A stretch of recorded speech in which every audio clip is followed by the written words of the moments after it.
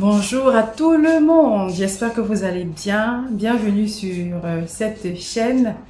À toutes les nouvelles personnes qui se sont abonnées jusqu'ici, bienvenue chez Niki Chanel. Nous espérons que vous passez des bons moments avec les vidéos qui sont déjà sorties. Et n'hésitez pas, les questions que vous posez, au fil de l'eau, je réponds quand je peux. Voilà, aujourd'hui, c'est une spéciale vidéo. Pourquoi? Parce que ça fait pratiquement 2 semaines qu'on veut tourner cette vidéo, mais à chaque fois, il y a un obstacle. Soit on ne peut pas faire parce qu'il y a les enfants qui font les bruits et tout, donc du coup, on ne peut pas filmer parce que sinon, on ne sera pas concentré. Il faut s'occuper d'elle en même temps. Soit on est fatigué, on dort. Ou alors, comme aujourd'hui, c'était bien parti, on était vraiment en mode c'est bon, on est apprêté, les filles dorment.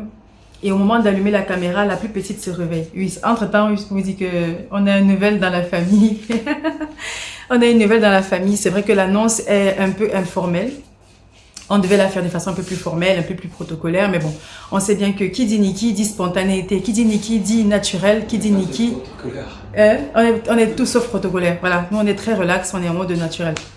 Donc voilà, en tout cas, la vidéo sera assez spéciale. On s'excuse d'avance pour les inconvénients. Mon mari est là avec Amy, avec Shona. Elle s'appelle Shona, notre petite fille qui a 1 mois et quelques jours. Donc j'ai accouché, c'était pas évident.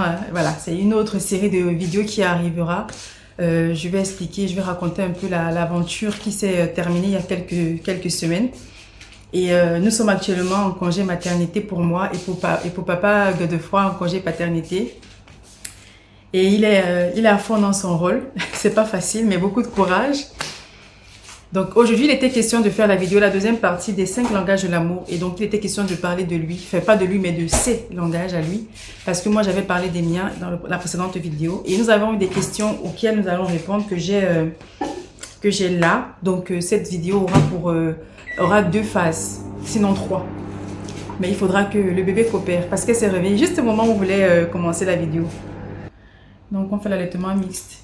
Tu as dit un coup, c'est moi qui donne, un coup, c'est lui. Non, je rigole. Allaitement mixte, tu as dit oui, j'allaite moi. Le lait maternel et le lait artificiel. Autant de fois que j'ai le lait qui monte.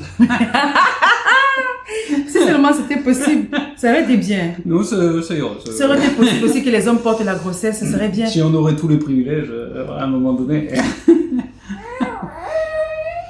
Oui. Mais je pense pas qu'elle va prendre parce qu'elle vient de manger. Et en plus, elle a à peu près de 100 ml. Elle faisait des mouvements avec la bouche comme si elle faisait... Attends, je te propose, attends. Désolée, je crois que tout ça, cette vidéo, vous devez être en train de vous marrer derrière vos écrans. Je propose, attends, je vais la prendre et je la mets contre mon épaule. Okay. On essaye un peu ça. Hop. Désolée pour tout ça. Allez. Je vais apparaître sur la vidéo peut-être. Vous vous rappelez, il y a quelques vidéos en arrière, on avait sa grande sœur par contre avec qui on a fait la vidéo malgré nous. Alors aujourd'hui, tu copié s'il te plaît. Donc on a aujourd'hui, voilà, Godefroy, salut, tu veux pas saluer? Ah non, bonjour à tous et bonjour à toutes. Donc cette vidéo va parler de la partie 2 des 5 langages de l'amour. Alors dis-nous, enfin c'est moi qui dois dire du coup ces langages à lui. Quels sont les langages? Donc les deux, c'est très facile, j'ai observé dès le début et j'avais vu que tu es quelqu'un qui est le toucher, number one. Le toucher, Godefroy, tu es déjà... Pour la partie couple. Hein. Ah oui, la partie couple, parce que les langages de l'amour s'appliquent aussi avec les enfants, avec oui, c'est différent entre le langage que vous avez avec votre partenaire et les autres, c'est normal. Oui, donc là on parle dans le cadre du couple, là depuis le début c'est ça. Le toucher. Et le deuxième c'est les paroles... Non, attends. Non, le premier, le toucher, le deuxième, c'est les moments de qualité. Ah, bah oui. Les petits moments romantiques, les petits moments de câlin, tout ça là. Oui. Il est du genre, si par exemple on va dormir, on se dit pas au revoir, on se dit pas bonne nuit. C'est pas de bouche, c'est pas les paroles. c'est pas seulement les paroles, c'est un bisou, un câlin. Yes. Quand il rentre du boulot, quand je rentre du boulot, peu importe, qu'on se fasse un câlin, qu'on se fasse un bisou. Si on est dans la rue, peu importe, on se tient la main. Des fois, il y a des moments comme ça, il dit, est-ce qu'on peut ce soir, juste un moment câlin? J'ai dit, ok, c'est faisable, oui, donne-moi juste le temps de terminer peut-être la cuisine ou je sais pas quoi. Il en demande beaucoup. Des moments où je te demande si on regarde un film ensemble, des trucs. Oui, donc voilà, ça rentre dans les moments de qualité où tu as parfois des programmes que tu peux. C'est pas facile parce qu'on a 2 styles différents en termes de films.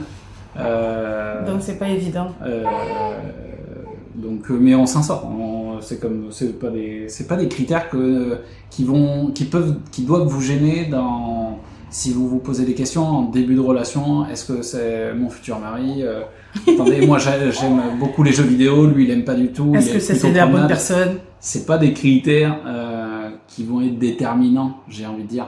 À part si l'autre a une aversion de voir sa partenaire en train de faire quelque chose que lui n'aime pas. Alors là, oui. Mais sinon, vous pouvez avoir des passions différentes et c'est pas des critères vraiment importants. L'important, c'est d'être d'accord, d'être en fusion sur les thèmes cruciaux en fait. La fidélité, enfin tout ce qu'on a évoqué dans d'autres vidéos en tout cas. Donc voilà, j'ai trouvé les deux langages en couple. C'était deux langages. Donc on se rejoint nous deux sur le deuxième point, le deuxième langage qui est les moments de qualité. Ouais. Donc oui, c'est pourquoi voilà, on est tout le temps ensemble et on a beaucoup d'idées de programmes, des petits voyages, des petits week-ends. Des petits voyages où de se faire un petit restaurant exceptionnellement. Et aussi, on est très promenade, la marche à pied. Aller au parc, on marche beaucoup. Promenade nocturne. Oui, surtout. Depuis le tout début en plus. Ça fait 4 ans que ça dure, donc du coup, ouais, c'est des petits détails comme ça. Il me faisait visiter la ville où j'étais alors que j'avais jamais autant marché dans cette ville. Ouais, c'est très appréciable. Et la seule chose qui nous fait ne pas faire ça, c'est la pluie. La pluie, le froid, et la fatigue. Mais sinon, on est tout le temps parti. Et on initie nos enfants. Et elles aiment bien ça déjà. Donc voilà, la deuxième partie, on va répondre à la question d'un abonné qui a demandé dans la précédente vidéo. Alors, comment reconnaître le langage de l'amour de mon partenaire dans une relation à distance? Comment tu répondras à cette question? Et après, je vais répondre. Mais déjà, il faut lui poser la question, ou vous-même vous poser la question, qu'est-ce que vous voudriez que l'autre vous fasse? Ou alors, qu'est-ce que vous allez vers votre partenaire et vous lui dire, qu'est-ce que je ne te fais pas que tu aimerais que je te fasse? Est-ce que la personne, elle va dire, ah, mais moi j'aimerais que tu me soutiennes, donc ça, c'est les paroles valorisantes. Est-ce que la personne va dire j'aimerais bien que on prenne plus des moments ensemble, donc là ça va être les moments de qualité, etc. Des petits trucs. Mais, en fait, ça rejoint ce qu'on dit dans beaucoup de vidéos, c'est la communication. Communiquer. N'arrêtez jamais ça. Le moment où vous avez une petite voix qui dit je vais pas lui dire ça quand même, ça va le gêner, ou ça va le blesser, ou ça va l'ennuyer, n'écoutez jamais cette voix. Il vaut mieux prendre un temps et parler avec votre partenaire que ne pas parler. C'est une tromperie de l'ennemi, de dire de pas communiquer. Ok, super. Moi, ce que je rajouterai à ce que tu viens de dire, c'est qu'il faut vous poser 3 questions, d'accord, pour cibler. Si vous avez c'est la première partie, ça. Oui, la première question. Oui. Donc là, pour cibler la difficulté, si vous avez la difficulté à cibler votre langage de l'amour, alors il faut vous poser cette question. Qu'est-ce que je fais aux autres pour démontrer l'amour que j'ai pour eux? Qu'est-ce que je fais? Ce que vous faites naturellement, en fait. Naturellement. Je prends un exemple. Comme Muriel, c'est les paroles valorisantes. Elle va édifier, elle va pas vanter les gens. Je vais pas flatter, non. Vous flatter, ouais. Ça va vraiment être, elle va reconnaître les qualités chez les personnes et va les mettre au devant. Genre, regarde, tu n'es pas une personne dénuée de qualité, au contraire. Tu es travailleuse, ainsi de suite.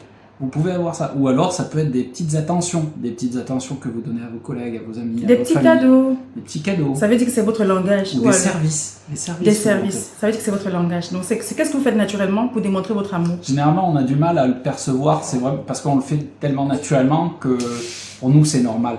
Mais vous pouvez l'analyser comme ça. En tout cas. Voilà.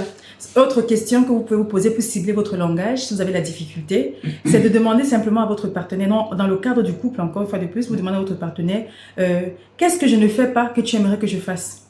Qu'est-ce que je ne fais pas et qui t'énerve? Ah oui. Je prends un exemple encore qui me vient. Ça peut être par exemple avec ton mari ou ta femme ou ton conjoint ou ta conjointe, peu importe, qui a l'habitude de te dire, ce serait bien quand même que tu participes aux tâches de la maison.